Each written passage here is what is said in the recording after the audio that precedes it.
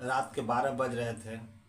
विदेश के एक जेल में बंद फांसी की सज़ा मुकर्रर एक बेटी की फ़ोन आती है अपने बाप के पास। बाप हड़बड़ा कर बैठ जाता है। वो अपने आप को संयमित करता है और बोलती है, बोलो बेटी क्या बात है, बोलो बोलो। बेटी सलाम वालेकुम कहकर चुप हो जाती है। उसका गला रुंध जाता है और ज़ोर ज़ोर से रोने लगती है। बाप हैरान परेशान हो जाता है, पूछता है बाप, बोलो बेटी क्या बात है, सब कुछ सही तो है ना। बेटी का आवाज़ आता है, पापा हमारा टाइम समाप्त हो गया है, अब हम ज़्यादा दिन नहीं जी पाएंगे। क्या बेटी ऐसा क्या बोल रहे हो, बाप बोलता है। बेटी बोलती है, पापा मैं सच बोल रहा हूँ, इसे आप लोग को स्वीकारना पड़ेगा, मेरा समय समाप्त हो गया है। कैप्टन लोग आए थे, वो मुझे दूसरे बैरक में शिफ्ट कर रहे थे और बोल रहे थे यदि तुम्हें कुछ आखिरी इच्छा पूरी करना है तो बता। बेटी बोलती है, मैंने बोला मेरे घर वाले से बात करना है और उन्होंने बात करने के लिए दिया है तो मैं बात कर रही हूँ। हो सकता है इसके बाद मैं आप लोग से कभी बात नहीं करूँ। उन लोग परेशान हो जाते हैं, बोलते हैं नहीं बेटा ऐसा नहीं करेंगे, अल्लाह ऐसा नहीं करेंगे, अल्लाह ज़रूर रहम करेंगे तुम पर। हम लोग बहुत कोशिश किए लेकिन कहीं सफलता नहीं मिला, फिर भी अल्लाह पर विश्वास है, तुमको ऐसा दिन नहीं देखने के लिए पड़ेगा। बेटी बोलती है मम्मी, और इतना बोलकर पापा मम्मी को फ़ोन बढ़ा देते हैं। बेटी बोलती है मम्मी 2 साल हो गए आप लोग को देखे हुए, बहुत इच्छा करता था देखने के लिए, लेकिन अभी हसरत पूरा नहीं होगा। मैं अब आप लोग से दूर जा रही हूँ, आप लोग को मुझे भूलना पड़ेगा। और हाँ, मेरा जो ह्यूमन ट्रेसिंग का, ह्यूमन मानव के अपहरण का जो केस किए हैं और पैसा से जो हमको बेचा गया है उसका जो केस किए हैं, आप वो वापस ले लेना। जो अपने अपने डिस्ट्रिक्ट में जो किए हैं लोगों के खिलाफ, वो वापस ले लेना, क्योंकि जब मैं रहूँगी ही नहीं तो फिर केस का क्या फ़ायदा, आपकी बेटी तो वापस आएगी नहीं। और ज़ोर ज़ोर से रोने लगती है, बोलती है मैं अब, हो सकता है मेरा फ़ोन कट जाए, कारण की बात करने के लिए यहाँ पर लिमिट है। जेल अधिकारी का फ़ोन है, उन्होंने दिया है बात करने के लिए। उधर से फ़ोन आता है, बेटी वीडियो कॉल करो।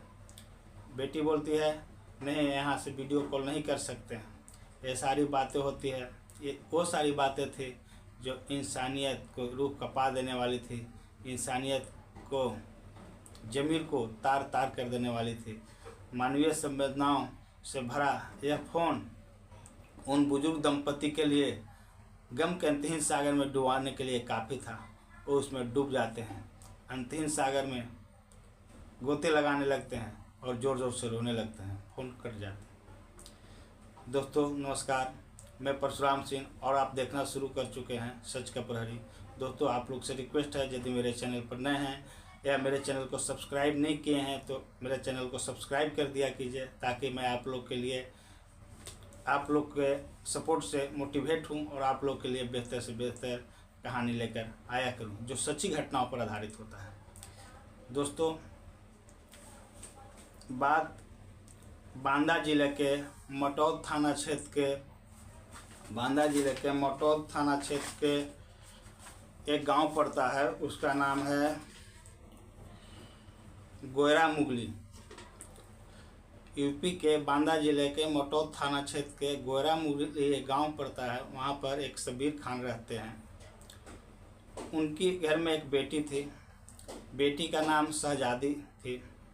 वो जब 8 साल की थी तो उसके रसोई में कुछ गर्म पानी उसके चेहरे पर आ गया था, जिससे उसको पूरा चेहरा इतना से जल गया था। धीरे धीरे वो बड़ी होने लगी। उसका शिक्षा दीक्षा उसके मम्मी पापा जो थे, अब्बा अम्मा जो थे, अच्छे से दिए, तालीम उसकी अच्छा से दिए और वो पढ़ लिख कर ग्रेजुएशन कर ली। पढ़ने में तेज तरार थी और विकसित मानसिकता की थी। तो फिर अपने एरिया में एक रोटी बैंक चलता था, जो NGO था, सामाजिक संस्था था, उससे भी जुड़ जाती है और गरीब लोगों को हक दिलाना, गरीब लोगों को न्याय दिलाना, उनके लिए काम करना शुरू कर दी थी। बात कोरोना के काल के बाद की है, 2021 की है। उस समय वो सोशल मीडिया पर ज़्यादा एक्टिव रहती थी, सोशल मीडिया का काम भी था, वो सामाजिक संस्था से जुड़ी हुई थी। उसी समय उसको एक दोस्ती होती है, फ्रेंडशिप होती है, वो लड़का आगरा का रहने वाला होता है और उसका नाम उजैर होता है। लड़का उससे बात करता है, लड़की बात करती है, धीरे धीरे इन लोगों में दोस्ती बढ़ता है और फिर इन लोग मिलने का एक समय सीमा निर्धारित करते हैं। इन लोग आपस में मिलते हैं, बातचीत करते हैं। वो लड़की को, शहजादी को, जो उजैर था वो अपने झांसे में ले लेता है और उसको लेकर आगरा चला जाता है। उसको उसके रंगीन सपने दिखाता है और उसको बोलता है यदि तुम विदेश चले जाओगे तो तुम बहुत सारा पैसा कमाओगे, तुम अपना जो चेहरा जल गया है उसका इलाज भी करा लोगे और एक संभ्रांत जिंदगी जियोगे। थोड़ा सा कष्ट है बाहर जाने में, लेकिन सब कुछ सही हो जाएगा, तुम बोलो तो मैं बात करता हूँ। लड़की कोई भी चाहेगी, उसको जो शरीर जल गया था उससे थोड़ा सा वो निराश रहती थी। उसको आशा था कि मैं बाहर जाऊंगी तो अच्छा पैसा कमाऊंगी और उसको पैसा से मैं अपने चेहरे को प्लास्टिक सर्जरी कराऊंगी और एक अच्छा ज़िंदगी जीऊंगी और फिर मैं शादी भी कर लूँगी। वो लड़का वादा किया था कि मैं तुमको अपना लूँगा, इसी हालत में अपना लूँगा। फिर वो लड़की के पास करीब 90,000 रुपया था, सोने का चैन था और जो भी उसके पास कपड़ा लाता वगैरह था वो लेकर वो लड़के के झांसे में आ जाता है और वो बैग तैयार करता है। उधर वो वीज़ा तैयार करता है, लड़का पासपोर्ट वीज़ा तैयार करके उसको अपने दूर के एक रिश्तेदार के यहाँ अबू धाबी भेज देता है। और भेजता ही नहीं है, उसको लगभग 1.5 लाख रुपये में उसको सौदा भी कर देता है, बेच भी देता है और पैसा लेके वो आ जाता है। दोस्तों, जब वो एक नए सपना लेकर, नए उमंग और नए जोश के साथ वो लड़की जब वहाँ जाती है तो कुछ ही दिनों में उसे यह पता चल जाता है कि मुझे यहाँ पर गुलाम के जैसा रखा जाता है, मुझे यहाँ पर दिन रात काम लिया जाता है, हमारे पसंद नापसंद का कुछ ख्याल नहीं रखा जाता है, सिर्फ काम काम काम काम। वो उसका विरोध करने लगी। चूँकि वो पढ़ी लिखी थी, उसको समझ में आ गया था कि हमारे साथ क्या हो रहा है, हम कहीं फंस गए हैं। वो दबाव देने लगे कि मैं बाहर भी जाकर कुछ काम करूंगी, सिर्फ आपके घर के काम करने से हमारा गुजारा नहीं होगा। इसमें जो उन लोग थे उसके साथ क्रूरता की वो हर पहलू करने की कोशिश किए जो अमानवीय होता है। उसके साथ मारपीट करना, उसके कपड़े उतार देना, उसको खाना नहीं देना, उसको घर से बाहर नहीं जाने देना, उसको बेड़िया बांध के रखना, उसके घर का सारा काम करना। और उसी समय उन लोग के एक बच्चा भी जन्म लेता है। बच्चा धीरे धीरे बड़ा हो रहा था, 4 महीने का बच्चा था। अक्सर जब बच्चे जन्म से थोड़ा दिन होता है तो लोग टीका दिलवाने ले जाते हैं। विदेशों में भी ऐसा परंपरा है, कारण कि रोग बीमारी तो हर जगह पर होता है, तो उसके इलाज के लिए तो टीका लगवाने के लिए उन दंपति लेकर जाते हैं हॉस्पिटल में और वहाँ से टीका लगाकर और आकर घर में रख देते हैं उस लड़की के पास जो शहजादी थी उसके पास। उसका देखभाल करने के लिए उन लोग दोनों पति पत्नी जो थे वो कामकाजी थे, ऑफिस जाते थे, कॉलेज में प्रोफेसर थी महिला, उस जाती थी और फिर शाम को आती थी। वो चली गई, लेकिन कहा जाता है ना, बुरा समय कोई न्योता देकर तो आता नहीं है। एक ऐसा समय आया, देखते ही देखते कुछ ही घंटों में बच्चा चिल्ला चिल्ला कर मर जाता है, उसका शरीर नीला पड़ जाता है। जब घर वाले आते हैं तो सारा बात पूछते हैं, बताती है किस तरह से हुआ। उन लोग ये मानने के लिए तैयार ही नहीं थे कि इसको हॉस्पिटल के गलत इंजेक्शन, गलत टीका की वजह से उसकी जान चली गई।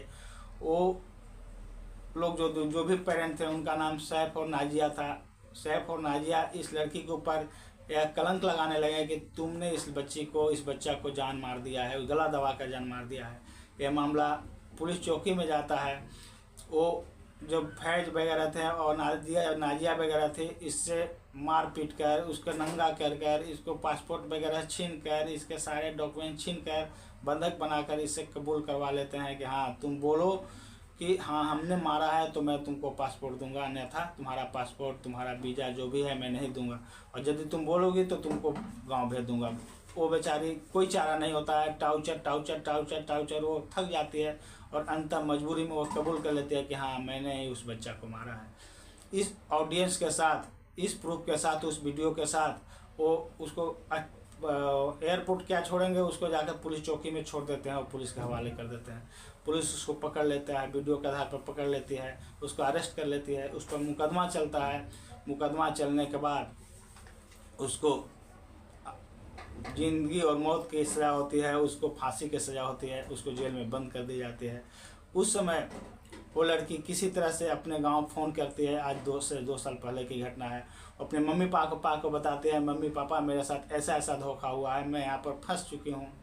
उस समय से उसके पापा हर वो जदोजहद कर रहे थे जिससे अपने बेटी को बचा सके, उसके फांसी के सज़ा को माफ़ करवा सकें, इंडिया वापस ला सकें। चूँकि बेटी वहाँ पर गरीब थी, निसहाय थी, अकेला थी, वो वैसा वकील नहीं रख पाई जो अपने केस की अच्छी से पैरवी कर सकता था, उसका सुनवाई कर सकता था।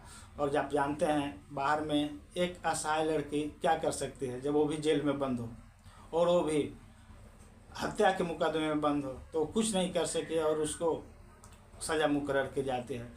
दोस्तों, यह सज़ा उस परिवार को लिए तोड़ने के लिए काफ़ी था, उन लोग को परेशान करने के लिए काफ़ी था। वो दौड़कर दिल्ली से लेकर यूपी के हर छोटे बड़े अधिकारियों के पास जाते हैं, उनके कार्यालयों में जाते हैं, उनसे मिलते हैं, लेकिन जैसा वो बताते हैं अभी तक उनको कोई इसमें मदद नहीं मिला है। वो हैरान हैं, परेशान हैं, अफसोस जाहिर कर रहे हैं, प्लस रो रहे हैं, उनके आंसू रुकने का नाम ही नहीं ले रहा है। और वही लड़की का फ़ोन उस रात आया था, शहजादी का फ़ोन आया था अपने बाप के पास।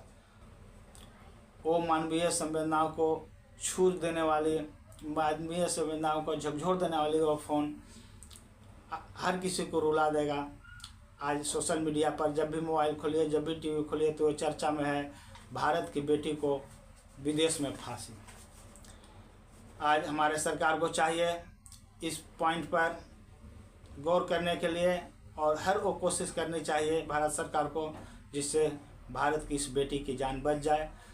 जबकि ये सच है कि वह बेटी निर्दोष है, उसको फंसाया गया है, और उसको मानव का जो होता है अपना जो स्मगलिंग जिसमें उसको बेचा जाता है, उस ट्रैप में फंस गई थी और उसके तहत वो विदेश गई थी। तो हमारे भारत सरकार इस पर प्रयासरत भी है, उनकी कोशिश भी है कि उस बच्ची को बचा लिया जाए। दोस्तों, इसी क्रम में उनके पिता ने, जो लड़की के पिता थे सबीर खान जी ने, उन्होंने अपने बांदा जिला के डिस्ट्रिक्ट मजिस्ट्रेट के यहाँ कोर्ट में केस किए थे और आग्रह किए थे कि जो हमारे बेटी के साथ जो लोग ऐसे किए हैं, जो विदेश में है फैज़ और नाजिया, और जो इंडिया में है उजैर, उनके ऊपर मुकदमा किया जाए, उनको गिरफ्तार किया जाए। उन्होंने हमारे बेटी के साथ गलत किया है। तो कोर्ट में, सीजीएम के कोर्ट में उनके खिलाफ अपहरण और गैर इरादतन बाहर भेजने के लिए, पैसा लेकर खरीद बिक्री करने के लिए केस दर्ज हो चुका है। और उसी केस को वापस लेने के लिए वो लड़की रिक्वेस्ट कर रहे थे, बोल रहे थे कि यदि मैं ही नहीं बचूंगा तो फिर केस करने से क्या फ़ायदा, उस केस को वापस ले लीजिए। दोस्तों, यह कहानी सुनाने का उद्देश्य किसी को परेशान करना नहीं है, किसी को प्रताड़ित करना नहीं है, लोगों को जागरूक करना है, सावधान करना है। और मैं हर उन लोगों से यही रिक्वेस्ट करता हूं जो हमारे वीडियो तक पहुंच जाते हैं कि आप जहां भी रहिए सचेत रहिए, जागरूक रहिए, अपना ख्याल रखिए, अपनों का ख्याल रखिए। और यदि मेरा वीडियो अच्छा लगा तो मेरे वीडियो को सब्सक्राइब किया कीजिए, चैनल को सब्सक्राइब किया कीजिए, लाइक किया कीजिए। इसी के साथ जय हिंद, जय भारत दोस्तों।